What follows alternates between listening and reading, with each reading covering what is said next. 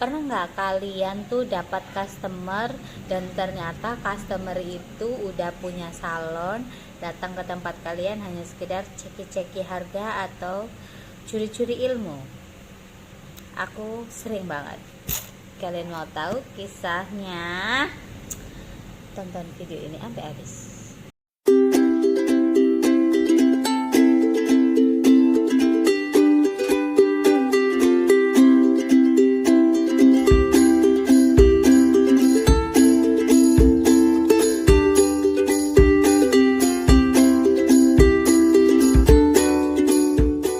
Nah, sering banget nih, bahkan mungkin bukan hanya dialami oleh aku aja ya. Jadi kalian dapat customer tapi ternyata dia ini sudah punya salon. Ternyata dia nyalon ke tempat kalian itu biasanya nih rata-rata itu ceki-ceki harga. Di samping itu dia tuh tanya mulu, tanyaannya itu nggak sewajarnya. Belum lagi itu dia tanya suka apa, perhatiin cara kerja kita kayak gitu. Aku tuh sering banget loh ketemu customer model-model seperti itu, tapi mereka memang dasarnya itu sudah punya salon. Jadi datang ke tempat aku tuh ya hanya sekedar kayak ngetes cara kerja, terus obat-obatan yang aku pakai. Terus lagi di samping itu nggak ada angin, nggak ada hujan tuh liatin peralatan, terus di foto-foto kayak gitu itu sering banget. Nah, kalau kalian dapat yang kayak begitu, itu berarti dia ini sudah punya salon. Dia cuman ngecek di tempat kalian itu cara kerjanya seperti apa, peralatannya pakai apa, obat-obatannya pakai apa. Terus rata-rata itu mereka tuh herannya itu gini loh, kok ini salon jam terbangnya tinggi banget, sedangkan misalkan nih pemiliknya nih masih kecil gitu loh. Kok bisa ya? Apa ya, jangan-jangan dia pakai pelarisan, jangan-jangan ini apa namanya, hancur-hancuran harga untuk menjatuhkan salon lain. Karena tuh aku sering banget kayak gitu ya. Aku kan 32 tahun ya, dan bukan pamer atau kayak gimana. Di umur aku yang sekarang ini, aku terjun di dunia salon itu aku dari kuliah. Otomatis jam terbangku sudah tinggi sampai umur sekarang, dan otomatis aku sudah merasakan yang namanya penghasilan lebih-lebih. Aku sudah merasakan enaknya duit dari kerja di salon itu kayak bagaimana. Itu semua udah aku rasain, dan mungkin orang-orang seperti itu nggak ngalami ataupun nggak melihat yang seperti itunya, karena mereka hanya sekedar ngelihat dari tampilan luarnya, dari apa namanya, customer yang datang kok nggak pernah habis-habis gitu, istilahnya kayak gitu. Dan kok kaya banget ya, karena ada nih, aku nggak tahu ya dia ini apa, punya feelingku sih dia ada salon gitu. Feelingku sih dia ada salon, dan dia ini apa namanya, tanya-tanya soal kursus kayak gitu-gitu. Ya otomatis kita sebagai pemilik salon dan yang ngajarin itu tentu saja kita jawab apa adanya. Terus nggak lama itu dia ini apa, cerita kalau dia ini juga sekolah di tempat yang sama dengan aku gitu. Dan kebetulan aku sudah pernah ada video sebelumnya, aku sekolah di Venus Education, dan aku juga ada sekolah di Rudi Hadisuwarno. Ya itu sama dengan aku di salah satu yang aku sebutkan itu tadi. Nah terus dia bilang katanya ini apa namanya, nggak buka salon katanya, cuman hanya sekedar belajar aja terus kerja gitu loh, tapi kerjanya bukan di bidang salon. Terus otomatis kan ya aneh menurut aku gitu loh ya. Sebenarnya nggak aneh, terus jalan-jalan dalam arti ngobrolnya terus itu akhirnya kan kita berbicara sampai yang jauh sekali dalam arti cerita soal yang namanya, kalau aku bilang saat itu, kalau mau buka salon jangan beli peralatan dulu, lebih baik buka dulu ataupun kursus dulu supaya tahu perlengkapan mana yang harus dibeli dengan perlengkapan yang nggak usah dibeli supaya nggak mubazir. Nah, mungkin dia keceplosan sudah punya ini, sudah punya itu, bahkan catok rambut juga punya banyak lebih daripada yang aku punya kayak gitu lah. Berarti kan secara logika nih ya, kalau kalian nggak terjun di dunia itu, ibarat kata orang awam ataupun orang yang sekedar les biasa, hanya sekedar asal bisa, itu tidak mungkin yang namanya punya peralatan salon yang lebih daripada yang tak sebutin itu tadi. Banyak banget gitu loh. Untuk apa? Kalau untuk sekedar koleksi peralatan salon itu juga sama dengan baju, ada pembaruan yang seperti ini, ada model seperti ini lagi, bedanya nanti di sini lagi tingkat kepanasannya, atau bisa muter kayak, atau yang seperti apa ya, itu pasti ada pembaruan peralatan salon itu gitu loh. Jadi untuk apa logikanya?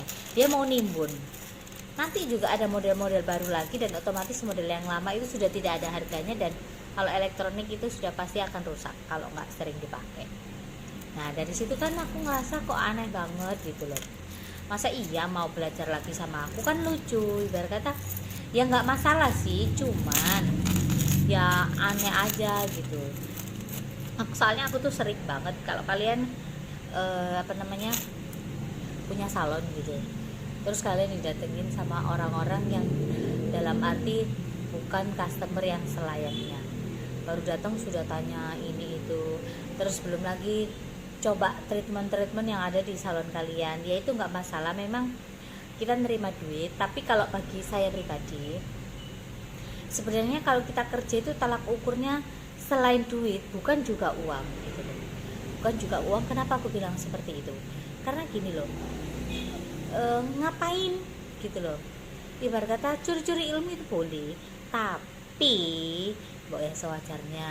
Karena dia nyobain treatment di salon aku, kebetulan pasang bulu mata.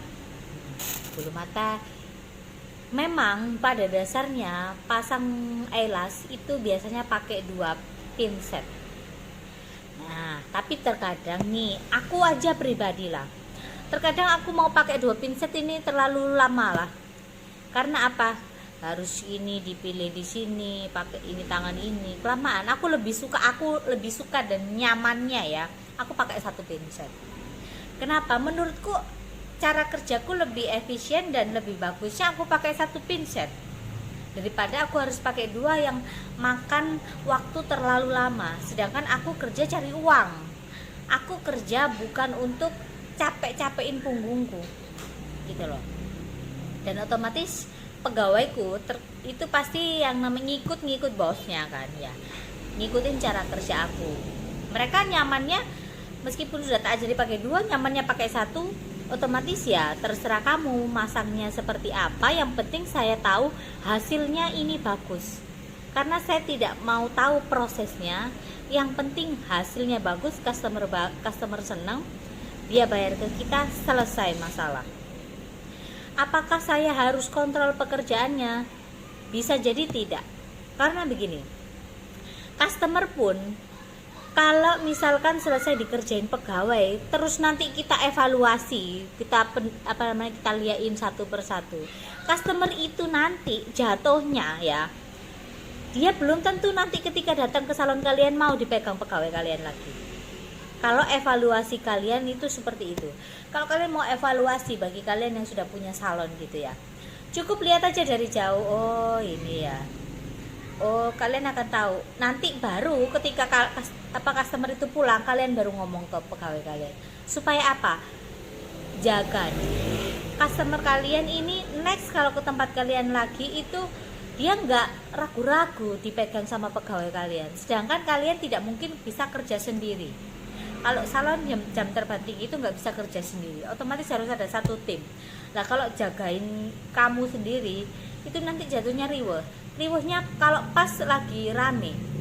dia maunya kamu, tapi kamu megang orang lain yang ibarat kata kerjaan ini nggak bisa ketinggal gitu, kayak warna ataupun smoothie nggak bisa ditinggal, otomatis mau nggak mau pegawai kalian, apa kalian harus kontrol sampai oh ini salah cara kamu harus pakai 2 pinset di depannya customer, itu salah. Kecuali misalkan kita lagi ngeblow nih, kalau ngeblow kan wajar, ngeblownya kurang mateng diulang, udah selesai masalah. Tapi kalau sampai mendetail, oh ini kurang ini jangan. Yang namanya kita kerja, kalau kita terlalu diliatin sekali itu kita itu nggak nyaman. Saya ngeliatin pegawai saya pun pasti pegawaiku nanti jatuhnya akan grogi, itu satu. Yang kedua nggak nyaman, karena apa? Aku kerja kalau diliatin terus juga nggak nyaman. Orang pun sama gitu loh. Dan dia mengatakan ini kurang ini, kurang ini, kurang ini. Kalau aku di sana begini, kalau aku di sini begini. Kadang aku tuh bukan berarti kita nggak butuh duit gitu, bukan. Kita nerima duit ibarat katanya loh dari customer gitu ya, kita mengerjakan otomatis sudah pasti sesuai dengan yang kita kerjakan setiap harinya, karena setiap tempat itu caranya sebenarnya beda-beda gitu loh, senyamannya yang ngerjain gitu loh. Nggak bisa kita yang namanya harus selalu mau ikuti customer. Kadang kan banyak banget nih customer yang sok pinter ngatur-ngatur yang punya salon, serasa orang salon ini bego dan customer paling pinter. Akhirnya misalkan nanti kejadian hal-hal yang tidak diinginkan, nyalahin salonnya. Banyak banget kayak gitu. Aku kalau ketemu customer kayak begitu, aku lebih baik nggak kerjain, karena aku sebenarnya sering ketemu kayak begitu dan aku tolak. Kita ngomong apa adanya, aku selalu jelasin sama customer, nah, cara kerjanya seperti ini, butuh waktu sekian, kamu cocok dengan cara kerja saya, silahkan, oke aku lanjutin kerjanya, kalau enggak ya otomatis enggak. Daripada nantinya itu ngerundel gitu, nanti jatuhnya dia juga nggak puas atau bagaimana, lebih baik kan saling enak, sama-sama enak gitu. Nah kembali lagi ya, kasus kayak tadi, dia tuh seperti itu, bilang apa gawainya nggak dikontrol kah ini itu. Lah masa iya dia kerja udah ikut lama sama aku harus dikontrol, kan nggak mungkin. Kita juga harus mengerti etika dalam kerja. Meskipun aku atasannya atau pegawaiku salah, ya cukup aku tahu gitu loh. Dan di belakang dalam arti sudah selesai masalah, ya sudah aku cukup tegur pegawaiku aja, itu nanti kurang gini, itu nanti gini, nanti misalkan dia datang lagi komplain atau apa segala macam, harus dibenerin ini itu. Sudah ada pembicaraan tanpa harus di depannya customer. Untuk apa? Nanti kasihan pegawai kalian itu jatuhnya down. Karena apa? Model-model customer yang datang seperti ini tuh ceki-ceki rata-rata, dan kadang itu suka ngadu domba antara pemilik salon dengan pegawainya sendiri supaya ribut, dan akhirnya pegawai nggak kerasan, terus kadang tuker-tukeran nomor telepon, terus habis itu tawari kerja di tempatnya, terus dikorek-korek terus kalau di tempatmu yang lama gimana, bosmu gimana, pakai apa, ini itu rata-rata itu seperti itu. Karena aku udah kenyang banget yang namanya persaingan di dunia salon itu seperti apa, saling menjatuhkan, padahal belum tentu juga yang salah itu salonnya gitu loh. Makanya buat kalian kalau ketemu model-model kayak begini, ya udah diambil bawahnya aja, iyain aja. Karena apa? Orang model-model kayak begini tuh orang yang tidak pernah puas dengan hasil kerjanya sendiri, selalu nyari celah hasil kerjaan orang lain. Itu yang buat dia susah untuk naik, karena dia terlalu fokus dengan usaha orang lain. Kalian pasti percayalah, sama-sama masak nasi kuning, bahannya sama, tapi kenapa rasanya beda tangan. Karena setiap orang punya skill sendiri-sendiri, nggak bisa kita paksain nasi kuning rasanya sama. Terkadang ada yang agak manis, dipegang orang itu bikin agak gurih, yang satunya agak hambar, padahal sama-sama bahannya sama, nasi ya kan, beda, platingnya pun beda gitu loh. Dari situ kita harus bisa mengerti ya, kalau kalian punya usaha salon harus bisa bedain Kalau customer yang wajar itu ya datang, Mbak saya mau smoothing, misalkan kalau budgetnya dia ini kurang, pasti dia akan tanya harganya berapa Mbak, sekian, kalau dipotong jatuhnya berapa, itu baru customer beneran. Tapi kalau customer yang datang itu liatin produk, terus di foto-foto, terus liatin list semua kalian, treatment kalian apa, terus habis itu tanya-tanya yang sampai mendalam, dalam arti manajemen, lulusan apa, terus habis itu tanya-tanya yang aneh-aneh pokoknya lah ya, itu berarti kalian harus waspada. Terus di samping itu aku pernah nemui customer itu juga aneh, kayaknya sih dia punya salon, peralatan kalian tuh dipegang-pegang gitu. Peralatanku semuanya itu dipegang-pegang satu persatu, nggak tahu kenapa. Tapi besoknya salonku jadi sepi. Ya kalian mikir sendiri lah ya. Itu kan hal-hal aneh gitu loh. Ngapain gitu sampai kayak gitu? Zaman sekarang itu zamannya bukan main tiup-tiupan, dalam arti main yang aneh-aneh ya. Zaman sekarang tuh mainnya main karya gitu loh. Jangan kalian sepelekan pemain baru. Jangan juga kalian menghina pemain lama. Karena apa? Kalau nggak ada pemain baru ataupun pemain lama, dunia persalonan itu akan sepi gitu loh. Karena sekarang itu zamannya main-main karya. Jangan kalian suka ini ya, apa namanya, di salon saya begini, di salon ini begitu. Karena setiap salon itu punya keunggulan sendiri-sendiri. Ada satu salon ini dia unggulnya di warna. Kalau warna itu pasti bagus banget. Ada salon B, dia itu unggulnya di smoothing gitu loh. Ibarat kata jadi menu terlarisnya itu smoothing rambut. Oh, berarti smoothingnya hasilnya bagus gitu loh. Ada lagi di satunya jalannya itu di spanya. Oh, berarti cara treatment spanya dia oke gitu loh. Jadi sama. Salon itu sama seperti orang, punya bakat tersendiri-sendiri, punya keahlian sendiri-sendiri, jagonya ini di mana gitu loh. Tinggal kalian sebagai customer ataupun sebagai pemilik salon itu pintar-pintar. Kalau bagi pemilik salon pintar-pintar menaikkan di mana nih skill kalian ini, di mana yang ibarat kata yang sangat menjual sekali. Misalkan di smoothing, ya itu geber di situ. Di warna juga geber di situ. Sebenarnya sesimpel itu sih ya. Jadi buat kalian ya yang punya salon nih, sudahi untuk ceki-ceki harga, ceki-ceki cara kerja, untuk apa. Sebenarnya itu sama aja. Orang goreng tahu itu sudah pasti mateng keseluruhan kalau kalian bolak-baliknya ini rata ya. Tapi kalau kalian sambil nengok wajannya tetangga, ya nanti kosong. Itu aja loh ya. Dan sebagai customer harus ini ya, misalkan kalau kalian datang ke salon, dilihat dulu report salonnya itu seperti apa. Jangan karena katanya belum tentu benar. Dilihat dulu, dikaji dulu, coba treatment, beberapa treatment yang gampang-gampang dulu, cara kerjanya kayak gimana.